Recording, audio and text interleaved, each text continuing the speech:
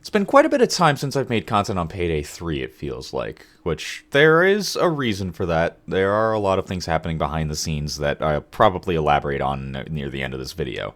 But now that I'm done exploring a destroyed police department, it's time to be the one destroying a police department in the second heist of the Bad Apple series, and one that took 5 whole months after the last one, at least 5, Boys in Blue.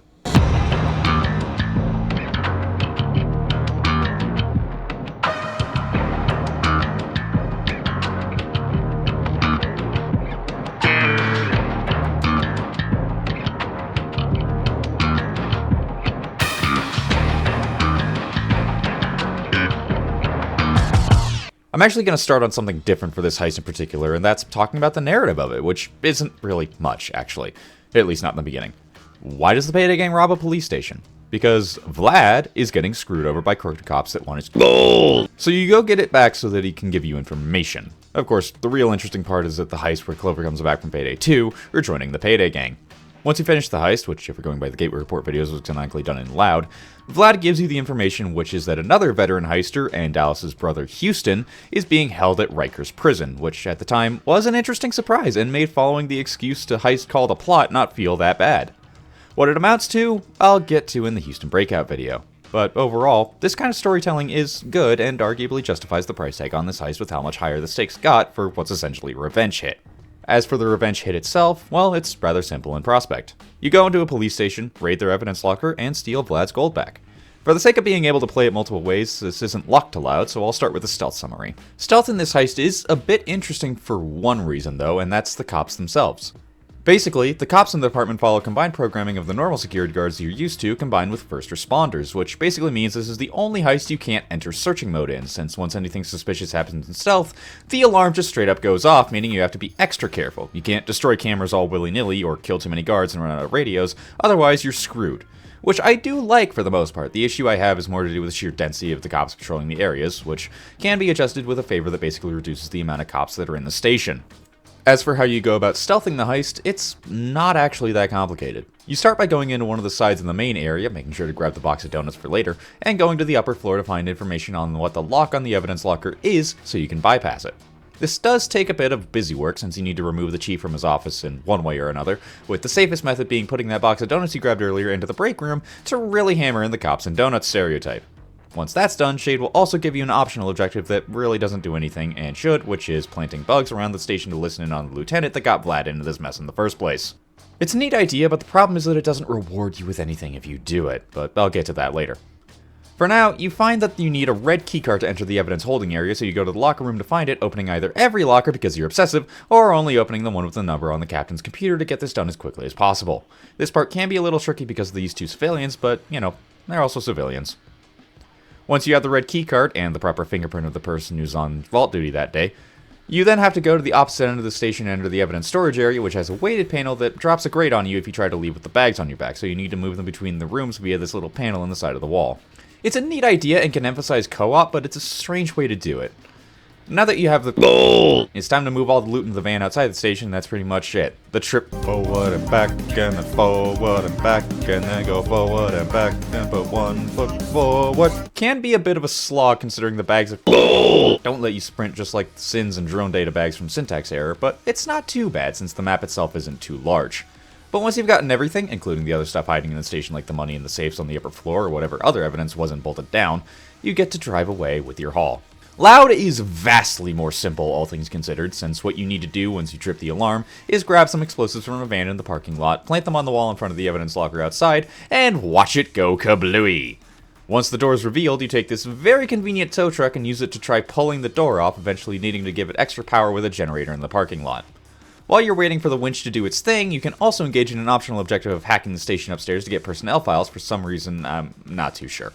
Either way, pretty much all of the objectives once you go loud amount to setting something up and waiting for it to finish before doing a new thing, which also applies to the optional objectives, since with that you just plug in a flash drive, watch a meter on a computer, and then fill a box to 100% and then take the drive back out. The main objectives are very similar. You're not really able to do anything to speed up the winch taking the door off, which isn't terrible, it's just very simple for better or worse. Once the door is taken off the evidence vault though, you need to drill open the grated door. This is assuming either you or one of your crewmates didn't grab the red keycard in a locker, identically to how it's done in stealth. Once you're in there, though, you bag the and steal one of the armored police vans in the garage as your getaway vehicle. Where are the keys for this thing? Oh, they're just upstairs in one of the 3 safes of the heist, which most likely you've already opened while trying to do the optional objective, because the amount of time the winch takes to remove the door feels like forever. Yeah, there's 3 of these safes, and while I'm appreciative of the safe cracking minigame being made even faster, I wish it was more random which of these rooms even had safes, especially since the key can more likely be stashed in a drawer, similar to how a heist like Golden Shark hides the red keycard in a filing cabinet drawer. But either way, once you've lowered the armored van and put the keys in the loot, you just get to drive away with your hard-earned gold. Overall, this heist isn't necessarily a bad one, just oddly simple given most of the objectives are setting something up and waiting for it to progress, even in stealth with how long you need to wait to figure out whose desk you need to go for a fingerprint to unlock the evidence room with. But trust me, this heist is nowhere near the worst with sitting and waiting objectives. I'll get to that later. On to what I changed with this heist, though. I feel like I should bring up the smash and grab variant of this heist rather quickly, given that takes place in the parking lot area of the main heist, where your objective is to steal cocaine from the cars the cops are investigating. It's a very simple objective, and there's nothing wrong with it, especially for a smash and grab. But why wouldn't the garage in the main heist have a couple of these cars too? It'd give you something to do while waiting for one of the many loud objectives, as well as giving you some extra loot to nab while you're moving it to the van in stealth. Speaking of those loud objectives, they aren't bad, but it would be nice to have something to try and speed them up a bit, like, say, shooting the door's hinges or something to make it come off sooner, or maybe hooking up a second generator to the winch to give it even more power and pull the door down twice as quickly. Or even just bring back the thermal drill, that could also be a reasonable option. It's surprisingly difficult to come up with ideas for this heist since most of the objectives themselves are fine, they just take a long time. The escape is also not a terrible one and can give you a reason to interact with the optional objective, but limiting it to just this one can be a bit annoying and disappointing. So very similarly to my recommendation for the No Rest for the Wicked getting a rooftop shopper escape, I'm going to recommend that for Boys in Blue as well. Bio would likely show up at this section of the garage roof and stay there for a short amount of time like in Dirty Ice, considering it's a police station in an active firefight. Also, if this is going to happen, please adjust the zipline bag locations. The ones that exist currently are so bizarre. Back to those optional objectives I mentioned though, the objectives for both loud and stealth not doing anything for you in terms of rewards is very jarring and doesn't really encourage players to interact with them.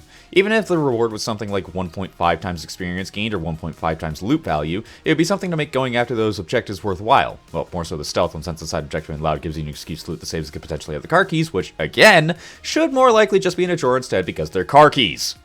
The last thing I'd personally say to change with this heist, that's taking a couple notes from a future heist, specifically delivery charge, is to change these garage doors to be opened individually with buttons on the side, just like in that heist, instead of all the garage doors being opened by messing with this singular electrical panel. This isn't helped at all by the smash and grab version only having some of the garage doors open when you do it, and it just feels off when you do one after the other. Overall, though, pay-per-view isn't a terrible heist, but it can feel a bit disappointing for a paid one, as most of what this heist does is neat on paper, but shallow in execution. The most memorable part of this is the set piece of a police station and, well, eating donuts, I guess, which is now the only way to get the Unlimited Power achievement. Thanks, Skills 2.0. Next time is going to be much more interesting, though, considering it's revisiting an idea from Payday 2. And now for the final thing, it's sort of elaborating on what I said at the beginning of this video, why I've been gone for a while. I'm not going to do it in this video, but there is a good reason I've been gone for a couple weeks. I'm going to elaborate on that in a future video, so keep an eye out for that. Next on the docket in terms of my videos, though, is very likely going to be the next Payday patch, considering that's very soon, like it's probably going to be on the very day this video goes up. I'm recording this extra line as I'm editing this. So, yeah, I'll probably have a video on that as well, and then after that, it'll be a Payday video on Houston Breakout, and at some point in between that, I'm going to talk about Resident Evil Requiem. Until then, I hope you guys look forward to that, so thanks for watching this one, and I hope you take care.